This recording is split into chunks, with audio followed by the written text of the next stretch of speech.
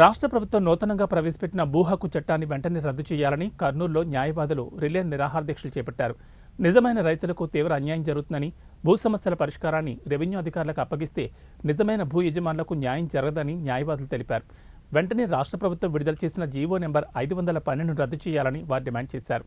ఈ జీవో రద్దు చేసేంత వరకు పోరాటం ఆగదని హేమలతారెడ్డి తెలిపారు. పౌరులకు భూమి హక్కు ఉండదు. దీనికి ప్రజలారా ఆలోచించండి.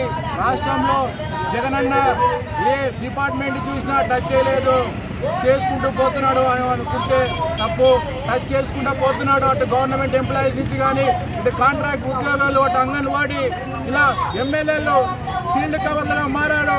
ఒకప్పుడు కాంగ్రెస్లో ఢిల్లీ నుంచి వచ్చే షీల్డ్ కవర్ ఈరోజు రాష్ట్రంలో ఉన్న 151 ఎమ్మెల్యేలు షీల్డ్ కవర్లు మారారు.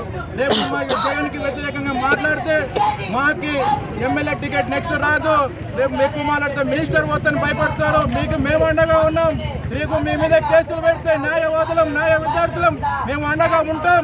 మీరు భయపడకండి. వైసీపీ నాయకులారా, ఇకనైనా కళ్ళు తెరవండి. జగన్కి భయపడకండి. జగన్కి ఎక్స్పైరీ డేట్ వచ్చింది. ప్రతి పార్టీని కోరుతున్నాం. ఇందులో పార్టీకి అతీతంగా రావాలి, న్యాయవాదులకు కాదు. రేపు మీ భూములు కూడా ఉన్నాయి. జగనన్న మిమ్మల్ని బెదిరించి మీ భూమి